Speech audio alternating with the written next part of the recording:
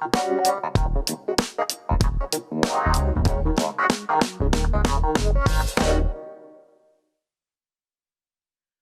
back, everyone, to Point of Sale, the retail supply chain show where we break down, of course, our greatest retailers, and in this case, some of our not so great ones, and of course, the data and technology that move their supply chains. Now, today we have a sad, sad story.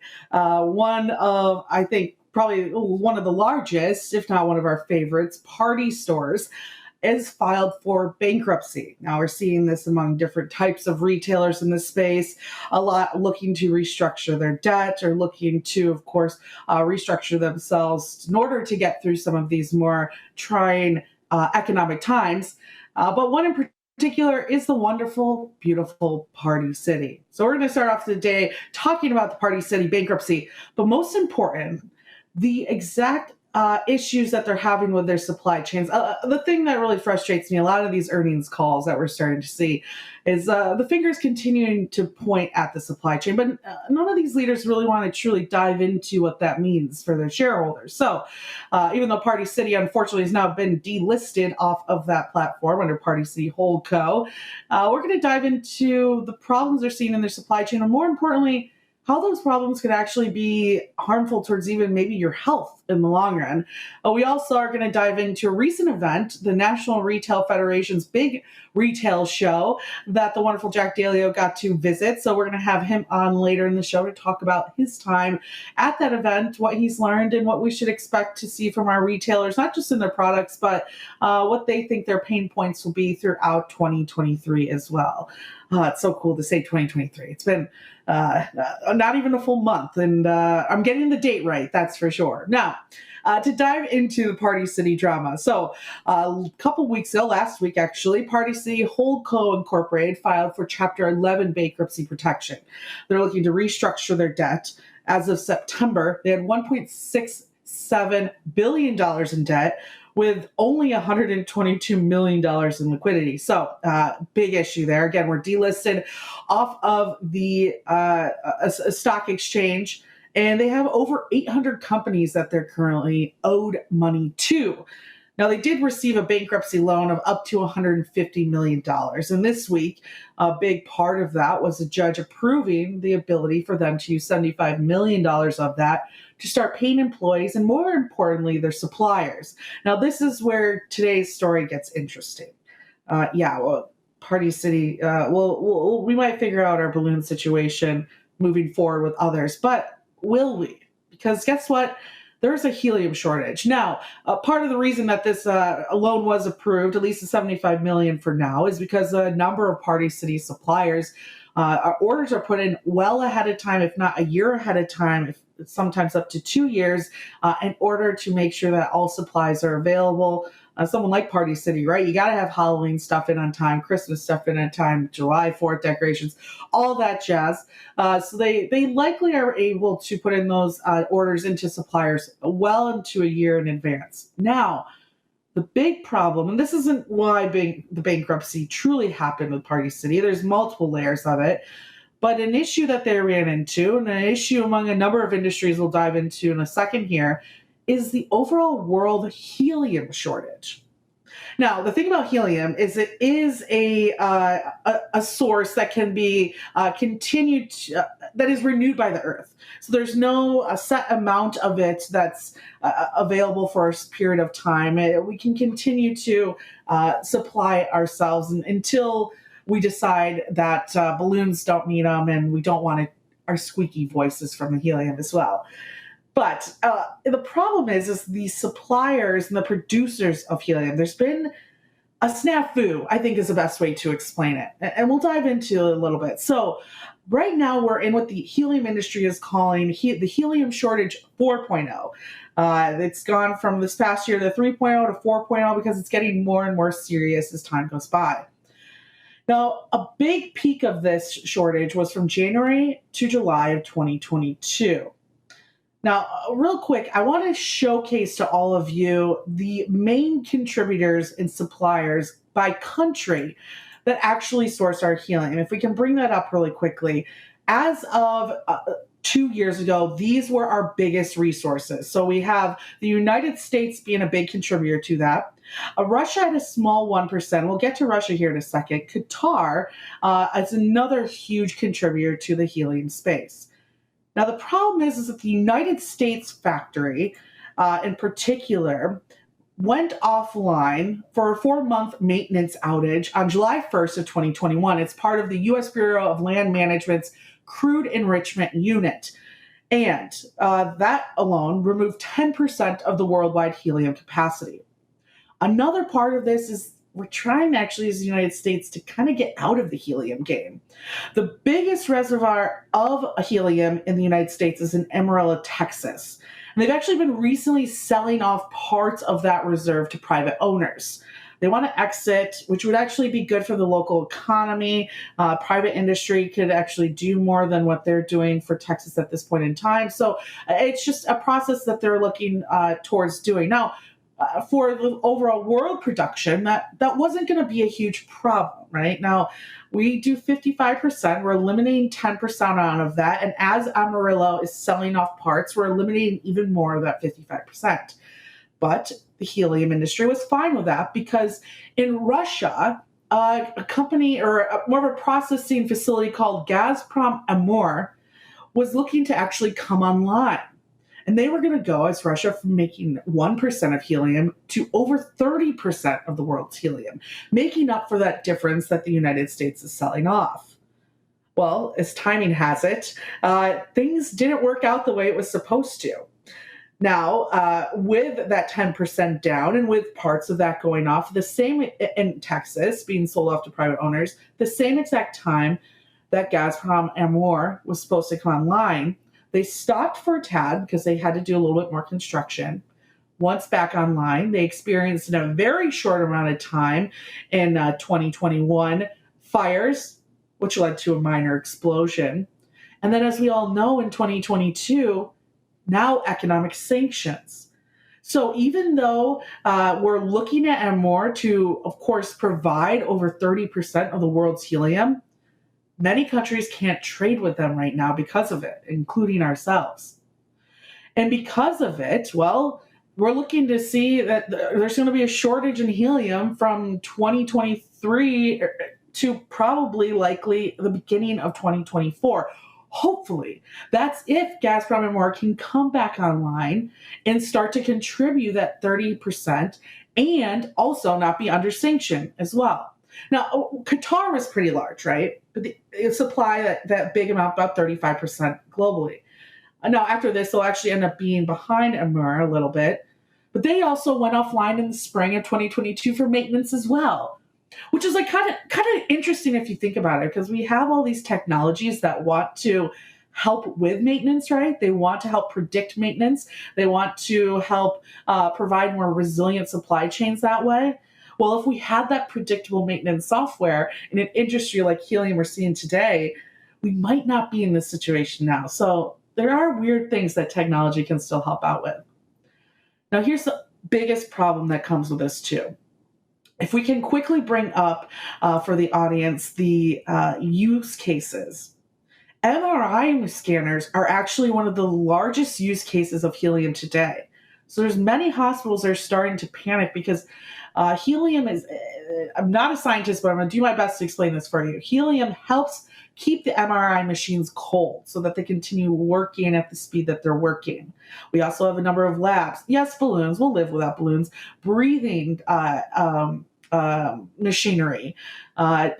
Big one is semiconductors need helium to, of course, be created. Airbag production, rocket fuel tank maintenance, cooling equipment. The tech sector is panicking because, again, helium is used for cooling equipment like MRI machines, but also all of those servers from Google, Netflix, and Apple that help keep our phones running, our search engines running, and, of course, the ability for us to watch any movie and show we want to at any moment in time. So it's something that we definitely need to keep our eye on. It's interesting to see, unfortunately, that Party City was a hit in this scenario. but it showcases to you that when we talk about especially technology in the retail space and all the way down to its suppliers, if we're able to get more real-time visibility data, be able to forecast when, for instance, Qatar was going offline, or for the US to hopefully move its strategy a little bit as well, the helium industry wouldn't be seeing the shortage it is currently seeing today. And it also showcases how interesting globalization can be, and how something as simple as helium can be totally thrown off guard. So, for all those out there, if you have MRI appointments that are being rescheduled, you can point to probably helium for being that reason why. And that's our fun story of today. But of course, like I said, we also have a guest with us. Jack Daleo is going to join us. Of course, he spent some fun time at the Retail Federation's event recently. So, Jack, thank you for joining us here on the show. Thank you for having me, Grace, as always. Yes, yeah. Do you love helium, Jack? And are you upset that you're not going to have as much helium this year as we have in the past? I used to inhale a lot of it as a kid, but these days I'm pretty indifferent. Yeah. So if anything, recycle your helium. Don't waste it on the kids at the party. That's the moral of this story. Well, Jack, you just spent some time at the National Retail Federation's big retail show. Can you tell us some of the technologies or products that you got a chance to see while you were there? I did. And for those who aren't familiar with the NRF show, it's an annual event, happens every year. It kind of brings together some of the biggest names in retail and some of the companies that are helping them to keep their operations running every day. So this year there were around 35,000 people at the show, big uptick from last year. And I think that's kind of representative of one of the big themes of the show, which was a return to physical retail and physical stores. So we saw a lot of point of sale technology at the show. A lot of new in-store and backroom tech for associates to use. For example, there was a company there called Teamwork Commerce that had a mobile system that uses iPads, and the iPad kind of serves as your hub for your store associate. It's got a POS, it's got a CRM system, it's got an order management system on there, all in one place.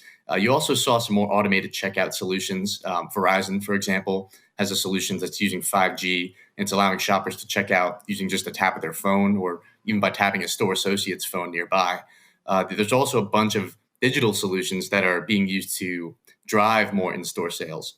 Lots of firms that are using AI to sort of strategically organize some of the products that they have on their shelves and to price them properly as well. An example of that is this company called Relax that I talked to at the show. They use automation to identify products that should be priced or promoted differently based on supply and demand, and that's a way to drive more sales. Some companies even combine several of those solutions. Zebra is a good example of that. They had a concept at the show called Modern Store. It combines RFID scanners, predictive pricing, robots, a warehouse management system, integrations with other systems. And all of these things are connected and accessible to store associates on their phone. And it allows them to handle inventory management in the store, in the back of the store, and even in the warehouse. So you saw a lot of point of sale focused on physical stores. But there were also a lot of solutions geared toward e-commerce and e-commerce fulfillment. Omni-channel sales were a big emphasis. There were a lot of companies there who were providing the tech to make that happen, and a lot of retailers who I spoke to who are in need of it. For example, I talked to Big Commerce about their new deal with Amazon's Buy with Prime that happened earlier this month. So their merchants are using that platform to help their retail partners manage their channels. To increase conversions while keeping their branding. Buy with Prime, for those who aren't familiar, is a deal that allows merchants to offer Prime-like fulfillment services like next-day delivery. So we saw a lot of e-commerce solutions as well. Demand planning and forecasting is another big one. Inventory management, automated replenishment, and then a lot of companies that are kind of trying to tie all of those things together and installing end-to-end order management systems. SAP was one company that I spoke to that's a good example of this. Their system handles planning, marketing, merchandising, replenishment, transportation, logistics. They use data that's shared with them to forecast demand several months out. They automate the movement of inventory. They use dynamic pricing to find products that might be selling or should be selling more or less. And they've also got a network of 3PL and fleet partners that they use to transport goods. So you're also seeing a lot of companies that are kind of trying to tie all of these different aspects of retail together. And also focusing a little bit more on what happens after the sale. Returns were a big issue that I heard come up with a lot of retailers who I spoke to. Being able to get products back cost effectively and being able to resell them easily was definitely a big issue. Yeah, you would think too, especially going into 23 with the economy that we're currently seeing, when we're less customer consumer spending, etc., that they would be focused, especially on those technologies where the conversion rates would improve. Clearly, anything to have them click checkout on that cart faster, and in particular, I think even probably even some type of like marketing or analysis in order to find new customers where they haven't before. Did they talk at all about like the fact that, okay, well, we're gonna not see maybe as much spending, so we have to kind of hop on every opportunity we find available? Yeah, there was a huge emphasis on customer loyalty because now you've got all of these retailers who have all of these different fulfillment options. There was a huge emphasis on, what can we do to make us stand out from a fulfillment standpoint. And as you said, with inflation happening, some customers might be watching their wallets. Some of these retailers are trying to get the customers they already have to spend even more. I mentioned returns. There's a company I spoke to at the show, Happy Returns. They're a subsidiary of PayPal. They set up a network of 6,000 return bars. Basically, people will bring their return products back into the store. A lot of times, the store that they bought it from, and that can drive or convert another sale. So you're seeing lots of creative things like that, either to get more people into the store or to get them to interact or buy more once they're there. No, it's really interesting. I think it's so fascinating to me, especially at like point of sale type of technology, to like consider how quickly a independent, like let's say Etsy, like person or user could open up their own little shop, or like take that risk and know that the technology is quickly available. I guess especially when it comes to more of that point of sale technology, do you find that moving forward, especially I'm interested in like kind of larger chains moving to systems that are more tablets, and at some point, I guess, eliminating even that representative that we tend to see in the to go aisles or scanners? Yeah, I think we might even see some repurposing of current store associates. For example, at checkout, that's a job that can be easily automated, and those associates could be better used elsewhere, maybe helping to restock shelves or talking to other customers. So I think that it could help stores kind of get more out of each associate that they have, and the hope is that the automation doesn't replace these workers. Instead, it complements them and helps them get more out of each action that they're doing. Yeah, of course. For you, what do you think were the main pain points that retailers are really concerned with going into this year? Yeah, so I spoke to a lot of retailers at the show, a lot of companies that are trying to help them out. Supply chain disruption obviously came up a lot. For example, excess inventory that really hurt a lot of retailers in Q4, is what I heard. A lot of these retailers, they had sales rise, but unit sales remained flat, which created that inventory bloat. So that's something that people are focusing on. A lot of people also mentioned the situation in China as well, keeping an eye on what's happening there with COVID lockdowns and how that might affect global supply chains. Labor and automation, of course, was another huge thing that came up. As we know, labor and automation were a huge pain point for some of these retailers this year. Many of them expect that to continue into 2023. Another key thing, or not necessarily a pain point, but maybe a new strategy that some of these retailers are looking at, is connecting all of these different modes and systems that they added during COVID. A lot of retailers added fulfillment systems, inventory management, CRM, and OMS. So you've got all of these disparate systems that aren't working together. So I think one major point of emphasis moving forward will be trying to connect those systems a little bit more, and that helps the operation run more smoothly. And then one last point I wanted to mention would be driving loyalty. We just talked about this a little bit. But customers are overloaded with options today, and a lot of these retailers are looking for ways to differentiate themselves.